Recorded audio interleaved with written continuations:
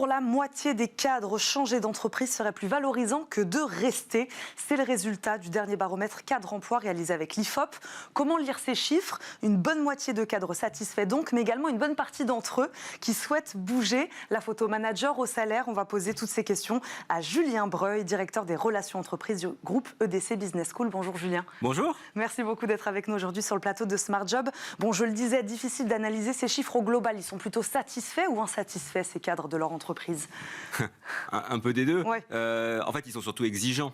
Donc, c'est vrai que aujourd'hui, ils ont une vision un peu protéiforme, un peu de leur métier, entre recherche d'une rémunération satisfaisante, on le disait, recherche de sens, organisation moins pyramidale. Donc, il y a toujours un critère, j'allais dire, d'insatisfaction.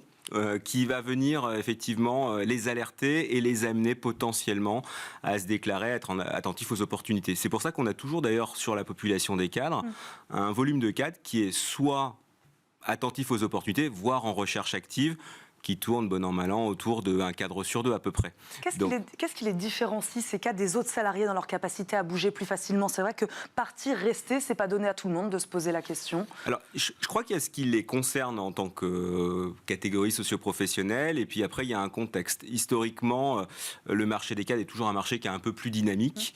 Voilà, on va revenir sur des chiffres, mais on a quand même franchi la barre des 300 000 recrutements de cadres l'année dernière. On s'attend à peu près à la même chose cette année. Malgré un contexte économique incertain, donc historiquement, le marché est plutôt porteur. Deux, il y a une dynamique de marché parce qu'il y a de la pénurie sur certaines typologies de profils. Donc ça crée encore plus de souhaits pour les entreprises et de besoins pour se transformer. Trois, qui est lié au marché, le taux de chômage des cadres a toujours été relativement bas, en tout cas sur ces dernières années, puisqu'on peut dire qu'il est à peu près de 4%.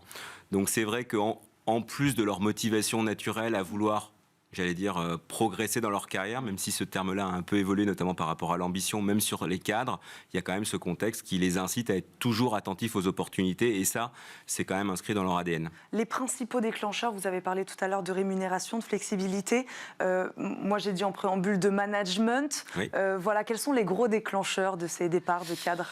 Oui, alors c'est intéressant comme question, parce que en fait, il faut bien différencier ce qui attire un candidat de ce qui le fidélise. C'est pas tout à fait la même chose. Et quand on parle de fidélisation, alors bien sûr la rémunération peut être un élément déclencheur. 59% nous disent que ce sont des critères d'insatisfaction. Bon, aujourd'hui, c'est quand même important. C'est un chiffre qui est très important. Bon, là il y a plusieurs éléments. Un qui est traditionnel, je rappelle que la NAO en moyenne, donc les négociations annuelles obligatoires, augmentent de 2 à 3%. Un cadre dans une augmentation attend 7, et quand il change de poste, 15. Là se rajoute en plus l'inflation, donc la rémunération forcément reste prégnant. Et puis deux, il y a le sujet du management, et notamment de la hiérarchie, et ensuite de l'organisation. Et souvent quand on pose la question, alors ça dépend un peu comment elle est libellée, mais en fait, le critère de départ principal, c'est pas la rémunération, c'est le rapport hiérarchique. Notamment dans un contexte où on veut des organisations qui sont plus transversales et moins pyramidales. Donc ça, c'est un élément à prendre en considération sur le management qui est vraiment fondamental. Et puis le troisième point, le sens. Bien sûr, retrouver du sens dans les missions. Ce qui est intéressant, c'est aussi de mettre en place d'analyser ça sous l'angle du critère de l'âge. On sait très bien que voilà, les plus jeunes générations, alors selon les instituts, souvent on parle de moins de 35 ans, donc on va dire qu'à moins de 35 ans on est jeune, la notion de sens, elle est excessivement importante. Au-delà de 40 ans, on commence à se poser des questions aussi sur ce qu'on veut faire par rapport à un âge de la retraite qui recule. Et c'est vrai que c'est marrant, Julien, ça semble quand même paradoxal, ces deux raisons complètement différentes, cette quête de sens et ces avantages financiers qui vont avec le job. Est-ce qu'on les oppose? Est-ce que les deux vont ensemble? Je crois que c'est un tout. Ouais. En fait, il y a une notion de risque. Tout à l'heure, on parlait du marché, de la confiance du marché, une notion de risque. Je crois que même s'il y a une question de sens, sauf si on est à bout dans son métier ou dans sa mission, je crois quand même qu'effectivement, aucun cadre aujourd'hui, avec une vision quand même qui est assez, utilitaire quelque part, ne va partir s'il n'a pas une augmentation de sa rémunération, quitte à prendre un risque. Et c'est pour ça que je publie le 15%. Donc je pense que c'est quelque chose qui est complémentaire, même si la rémunération à un moment donné va inciter, et va justement être complémentaire du critère déclencheur qui est, à mon avis, le management sur la partie fidélisation. Et ces cadres, ils sont attachés à leur entreprise, ceux qui veulent partir, parce que c'est vrai que on voit qu'il y a peut-être une approche un peu plus pragmatique aujourd'hui, c'est-à-dire qu'on n'est plus attaché à l'entreprise en tant que telle, mais plutôt aux avantages qu'elle va nous offrir. Oui, tout à fait, parce que en fait, ce qui se passe, c'est qu'il y a une évolution. Je crois qu'il y a plein d'études qui l'ont expliqué, beaucoup d'intervenants aussi qui sont venus comme moi en parler.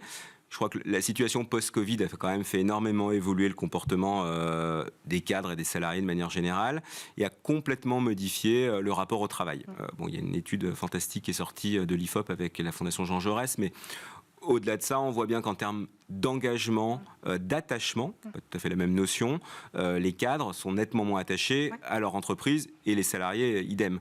Je crois que 65% dans l'étude IFOP montrent des salariés se déclarent attachés, ce qui veut quand même dire qu'il y en a un tiers qui ne le sont pas, avec une vision très je fais ce qu'il faut, mais pas plus. Voilà, sur un cycle qui est de plus en plus restreint. Et donc on est plus à même de partir si tant est qu'on nous propose en plus des avantages, qui vont avec. Merci beaucoup Julien Breuil d'être venu répondre à nos questions. Avec plaisir. Sur le plateau de Smart Job, je rappelle, vous êtes le directeur des relations entreprises du groupe EDC Business School. À très bientôt, puisque vous venez souvent nous voir. J'espère, avec plaisir en tout cas. Cette émission.